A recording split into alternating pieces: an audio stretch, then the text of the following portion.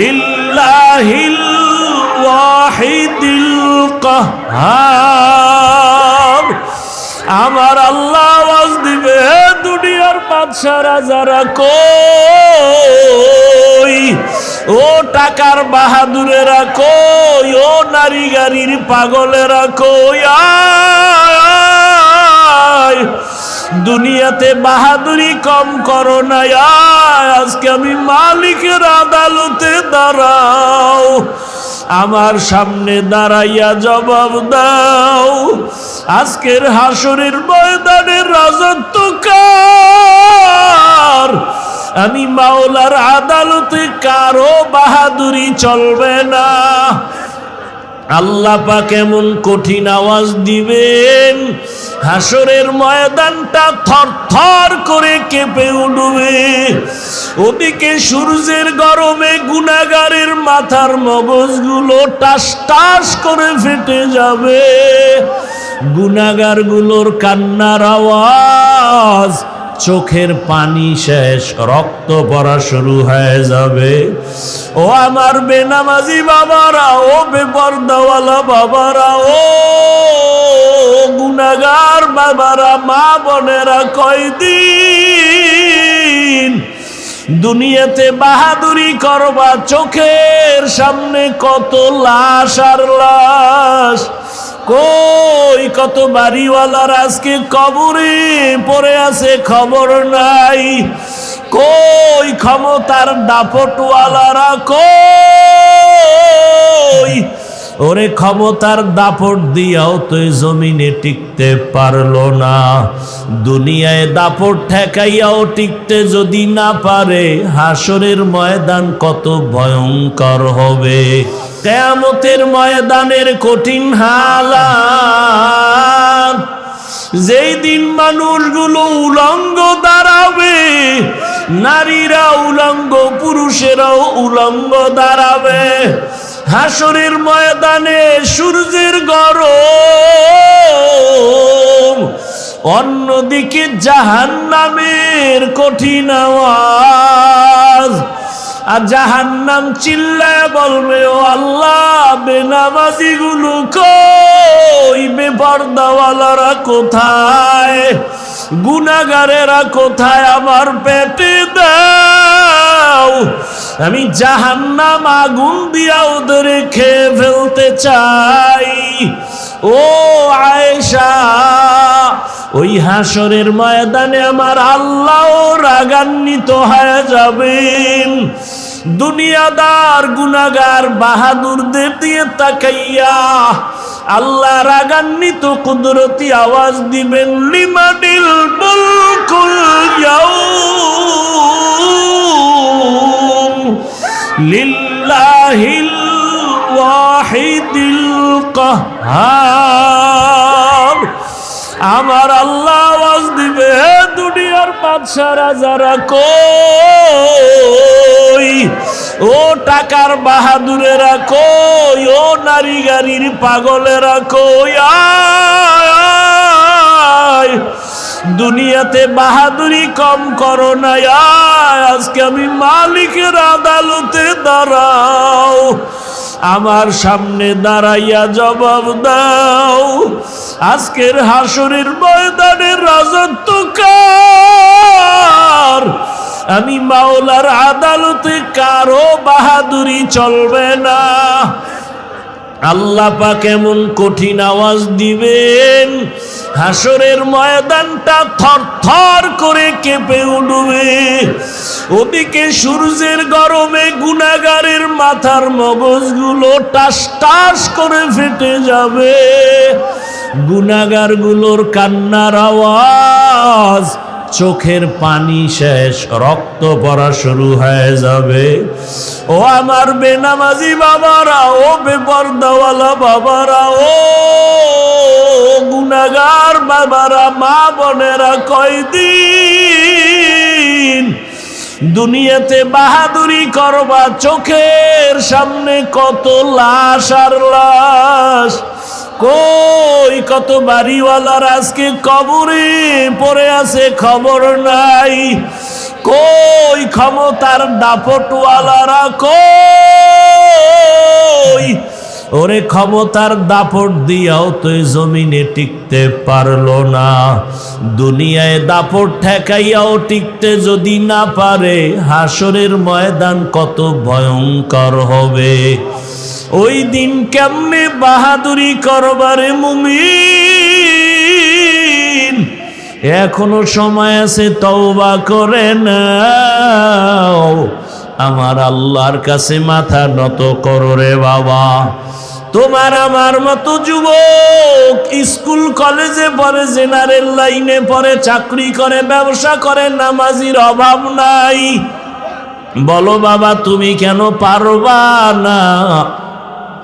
তোমার মতো যুবক জেনারেল লাইনে থাকিয়া চাকরি করে, RAB, army, police, BDR, doctor, professor, engineer, 5 বেলার নামাজ পড়ে, গাড়ি চালায়, নামাজ ছাড়ে না, নদীর মধ্যে মাছ ধরে, নামাজ ছাড়ে না, কৃষি কাজ করে, নামাজ ছাড়ে না, শ্রমিকের কাজ করে, নামাজ ছাড়ে না, দাড়ি কাটে না, দিনরাত্র কষ্ট করে, আর মা বাবার খেদমত করে। বলো বাবা তুমি কেন পারো না?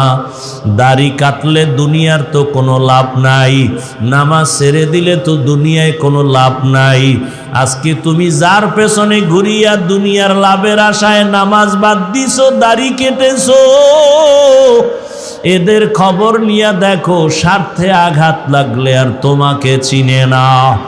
ওরে বান্দা, যার পিছনে দৌড়াও তারই তো পালাবার কোনো জায়গা নাই। অতএব ওই রাস্তা বাদ দিয়ে আমার মালিকের খুঁজো, আমার মালিকের পেছনে সময় দাও, রসুলের আদর্শের মালা গলায় লাগাও, আল্লাহর কাছে মাথা নত করে তওবা করো, আর আল্লাহকে বলো হে মালিক, হাসরের ময়দানে কেমনে দাঁড়াবো তোমার আদালতে?